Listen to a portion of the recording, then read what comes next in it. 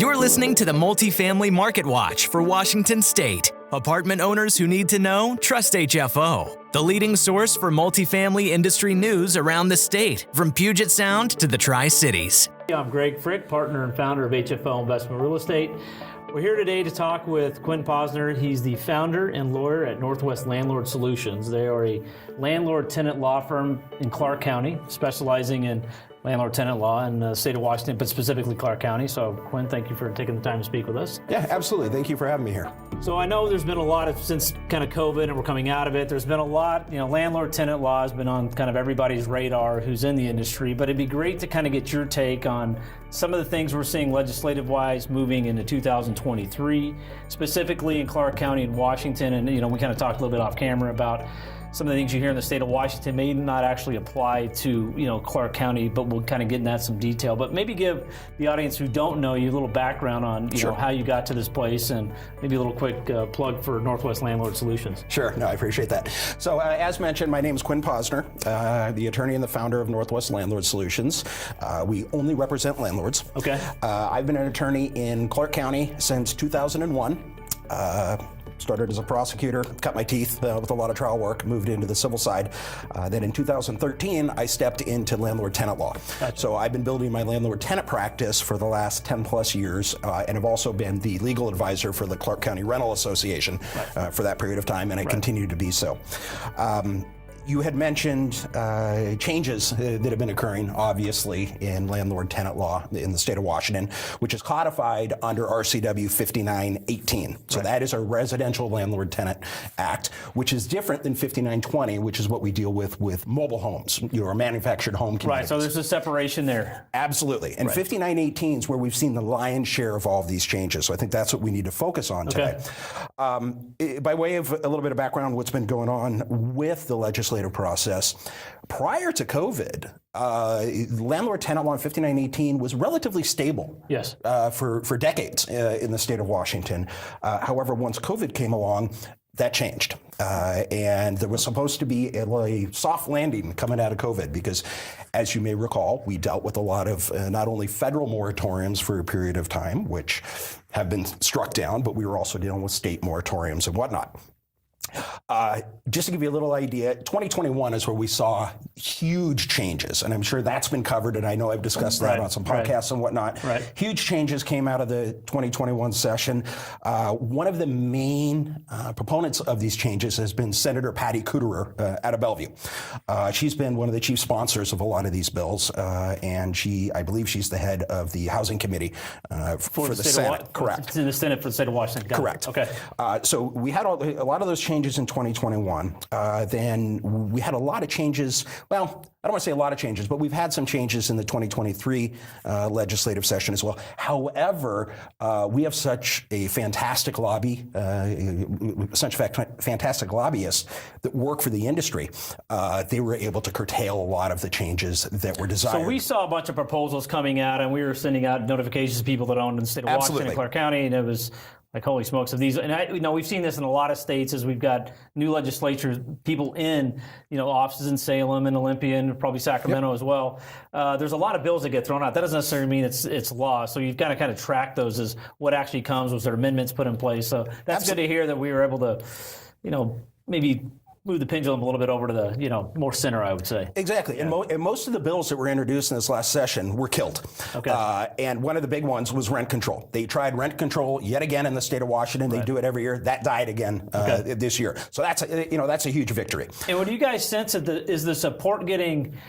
I mean, they keep trying it. Is there getting more support in that? You think, still with people, or is it still kind of where it's been? I mean, because as you know, Oregon's got statewide rent control. Yeah. Well, in Washington, I think the last couple of years it's been relatively stable on who's on what side of the ledger. Okay. Obviously, we have we're pretty controlled by the Democrats in the state of Washington, much like the state of Oregon.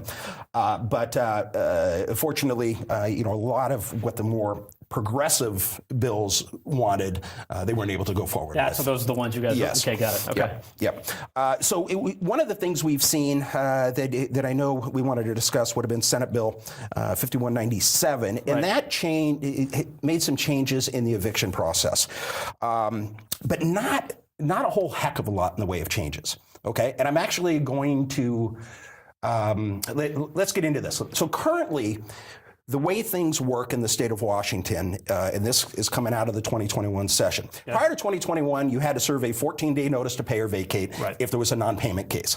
That was it, okay? As probably most of your viewers know who have properties in the state of Washington, that has changed such that we have the 14-day notice to pay or vacate, and that's specific. The language has to be what's in the statute. Right. We also have the offer of reasonable repayment plan.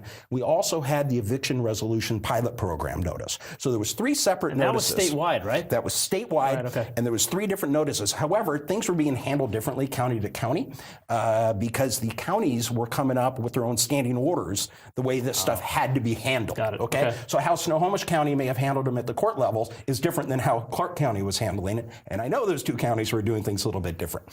For instance, in Clark County, we were serving all 3 of those notices at the exact same time.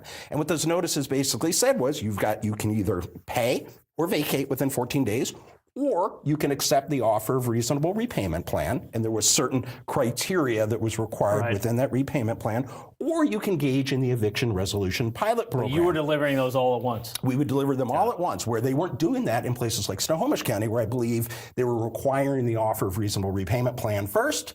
Then once that 14 days ran out of that, then you could serve the other notices, which was just dragging things out.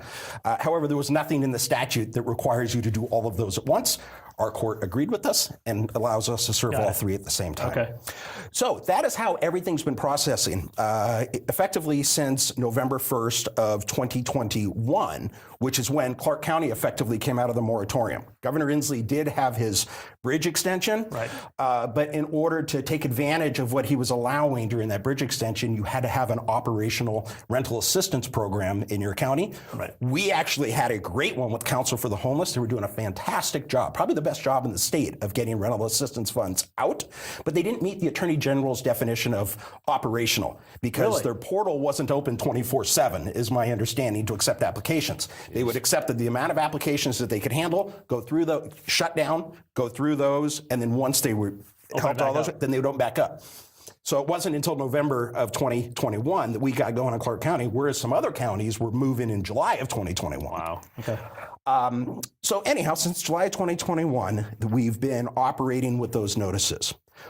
One important thing that came out of all this as well. Do you remember back at the end of March, I believe it was the end of March of 2020, when Congress, federal Congress, came out with the CARES Act. All right? And that's had the initial 120-day moratorium. There's also some language under that that discusses a 30-day notice, or not a 30-day notice, but you have to provide a tenant 30 days of notice before they can be removed from the property. So that's basically all it says. And by the way, the heading of this section talks about temporary moratorium on evictions. All right? I remember that. And so what has happened in the state of Washington is during the pandemic, I actually put a listserv together with some of the top landlord attorneys in the state, and we were discussing all of this, and we came out with a form of notice to satisfy the CARES Act. Satisfy the federal CARES Act. Absolutely. Okay. Well, there was a case last fall coming out that was Sherwood Auburn LLC versus Paisan. Okay. This was up in the, I believe, Seattle or Puget Sound area, where the trial court ruled, the tenant argued that you can't just give me some sort of notice saying I don't have to be out for 30 days. Because really, in the state of Washington, the only one who can force someone out is the judge. And we know the whole process takes more than 30 days. Oh, yeah, we know that. The tenant argued, I'm entitled to a 30-day notice to pay or vacate. The trial court disagreed, so it went to the Division I Court of Appeals. And you have to think of Washington having 3 divisions. You basically have, I believe it's, you get Pierce County north and over to the mountains and over to the ocean. That's Division I. Lewis County south to the border, over to the mountains. That's Division II. Eastern Washington is Division III. Got it, okay. So it goes to the Division I Court of Appeals, who basically rules, yes, you have to serve a 30-day pay or vacate, which to me isn't what the CARES Act said, but that's how this judge ruled it. So effectively, what that has done is if you're a covered property under the CARES Act, you're smart to serve the 30-day notice to pay or vacate instead of a 14-day notice to pay or vacate. Okay. If you're in Division 1, you have to do it. Because of the ruling on Division 1? Absolutely. The appellate side, okay. Because we're in Division 2, that ruling is persuasive authority. It is not binding authority. The judge who handles our unlawful detainers is actually not fully in agreement with that ruling. Interesting, okay. So she will allow a 14-day notice to pay or vacate if you have a proper CARES Act notice. The problem is no one knows what that is. Right. So we've been counseling all the attorneys, and there's effectively 3 of us who are the major attorneys who work in Clark County. We've been counseling our clients to just serve the 30-day notice to pay or vacate because you have to do the offer of reasonable repayment plan, you have to do the ERPP, or the Eviction Resolution Pilot Program notice, and you have to wait for that certificate of compliance to come out of the Dispute Resolution Center. Give them the 30 days. And that's going to take more than 30 days anyhow. So why tempt fate? Right. And why, you might just be creating issues for yourself. Interesting, okay. Well, now we're getting to the point where the offer for reasonable repayment plan by statute ends with any rents that have accrued through April of 2023. So let's say you are a landlord in the state of Washington. Your tenant was current on rent through April. May rolls around, they don't pay May rent. You only have to serve the pay or vacate notice, 14 or 30, right, depending on your CARES Act. Right. And the Eviction Resolution Pilot Program notice, right? In that case, you don't have to do the offer of reasonable repayment plan anymore. For anything beyond April. Correct. Yeah. But if you have rents, let's say your tenant owes you for March, April, and you May, need it for that. You would have to serve the repayment plan as well.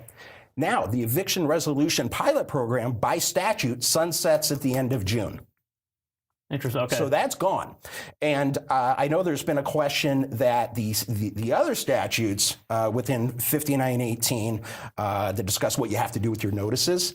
There was other language in there that discussed, you got to give notice to the Dispute Resolution Center. That was supporting 5918-660 that was dealing with the Eviction Resolution Pilot Program. Okay. That's one thing that was actually removed from Senate Bill 5197. So that'll be gone. That's gone out of Senate, and so that's going to be gone. All right, which is actually something that was good that came out of Senate Bill 5197. Okay.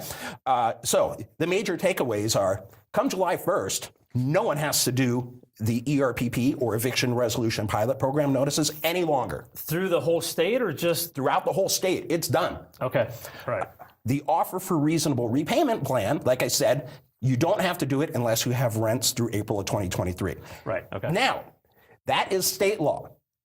Is there the possibility that you're going to have some municipalities or some cities in the state that are going to tweak it? Yeah, and that's one of the problems we're having in the state of Washington that we're really seeing in the Puget Sound region and Spokane. We're really not seeing it in Clark County.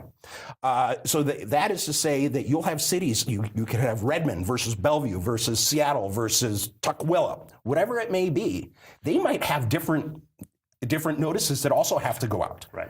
So what we need, and what we don't have in Washington, is state preemption. Something to say to the cities, nope, the state law is the law of the land. Because could you imagine being a landlord that has several buildings in those different cities or the counties? Yeah, your management companies don't know. Yeah, it's a nightmare. I talk to the attorneys up there. Right. They are constantly pulling their hair out because they're always having to figure out, what set of rules are they playing with. Right.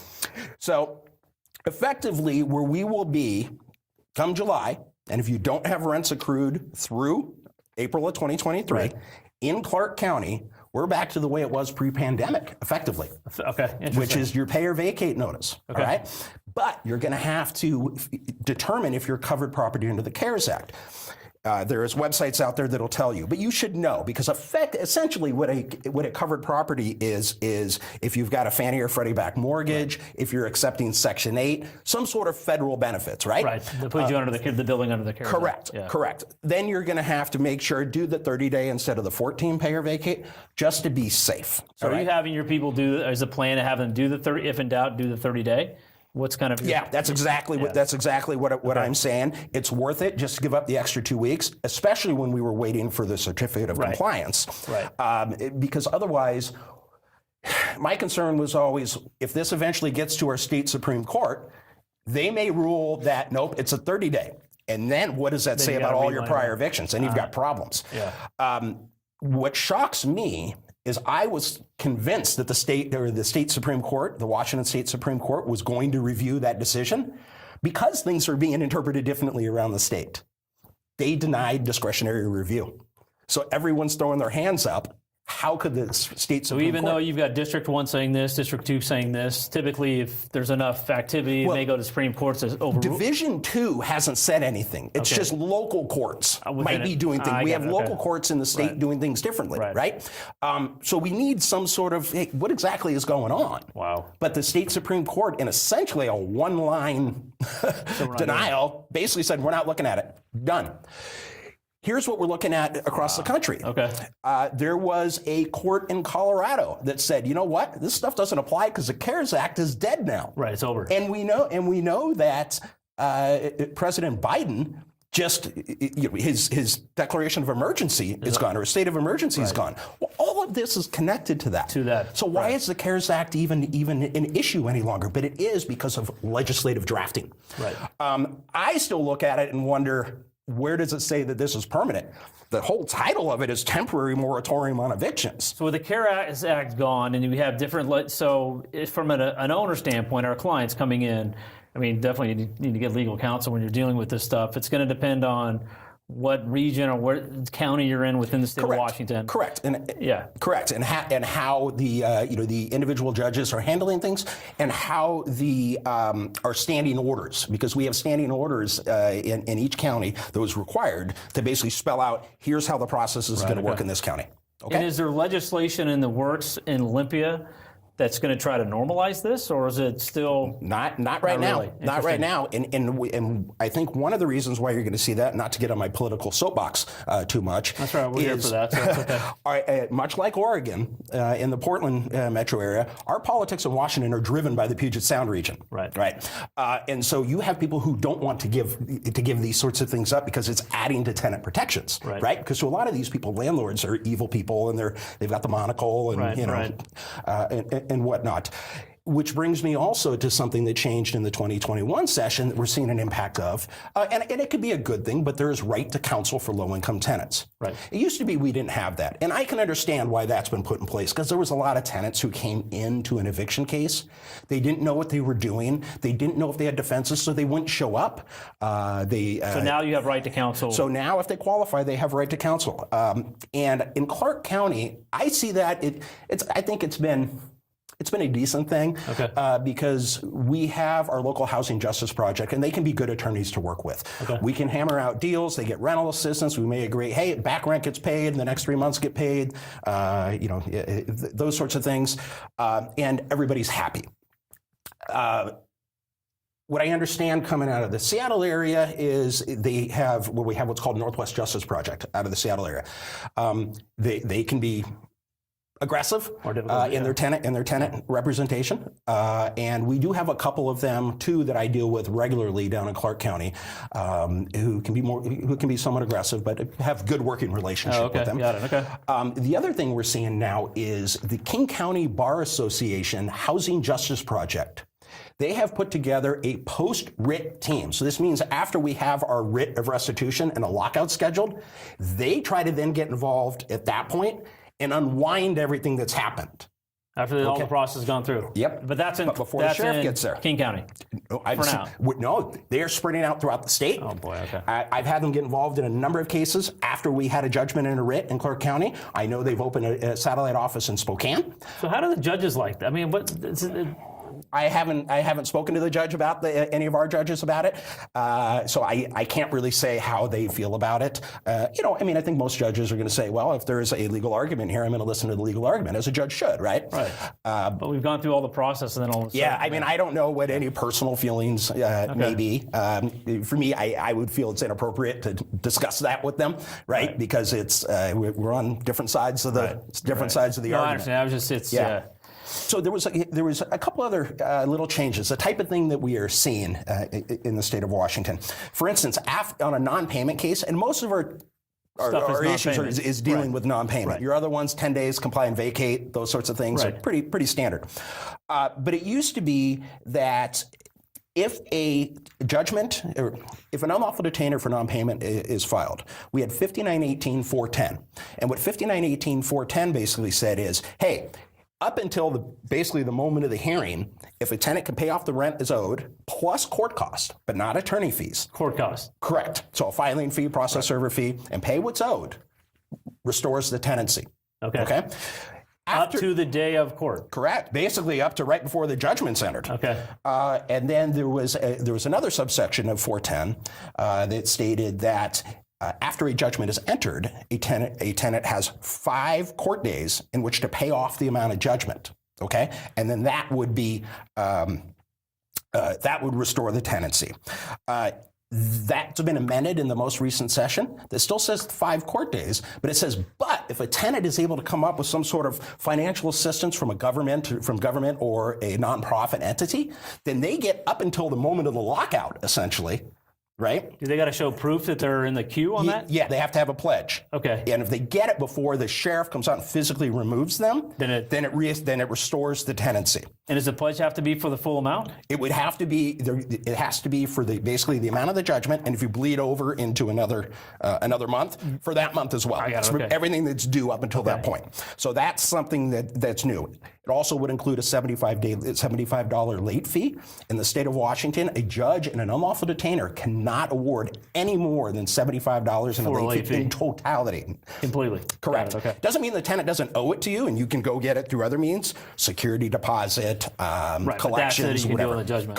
Correct. So those are some important changes because we're seeing a lot of that sort of stuff. The other thing is, if a tenant before the court hearing had a pledge of financial assistance, they would get a 7 court day delay. And the plaintiff would have to delay it 7 court days, which is a 2-week continuance, right? Because we're talking about court days, not calendar days. Right. That's being changed to 14 days, which is basically going to give 3 weeks.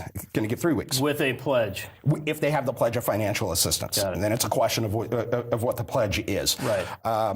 And so there's some changes along those lines that's going to be pretty important. There's been some changes for how you have to handle your accounting for damages after a tenant vacates. Okay. The amount of time you have is going from 21 days to 30 days, but you're going to have to put a lot more information in. So it's important for the final accounting. Correct. So you're going to have to talk to your attorney about what needs to go on. Right. So there's other changes like that, which is why it's really important to make sure you have an attorney who's really dialed in on this stuff, and not someone who tries to practice landlord-tenant on a whim, because you can't take a flyer on this stuff. You have to know what's going on. You have to stay up on it because it's constantly changing. And the other thing we always tell everybody is you got to make sure you've got updated forms.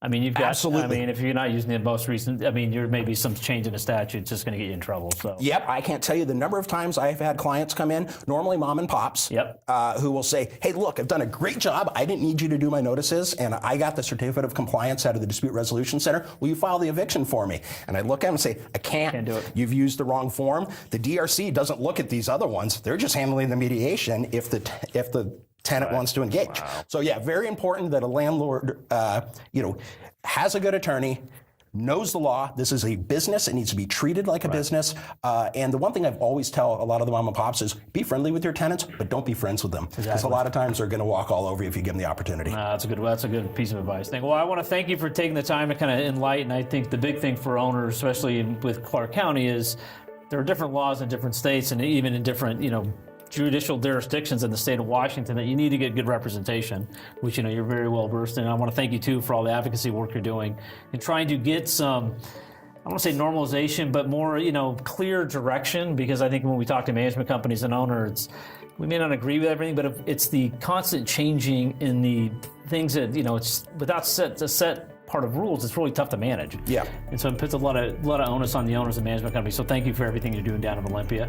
Our entire office specializes in multifamily real estate, making HFO the largest multifamily brokerage in the Pacific Northwest. Your success is our passion. Build your legacy with HFO. Call 503-241-5541 or visit our website at hfore.com for more information. HFO is an affiliate of the Global Real Estate Advisor Network.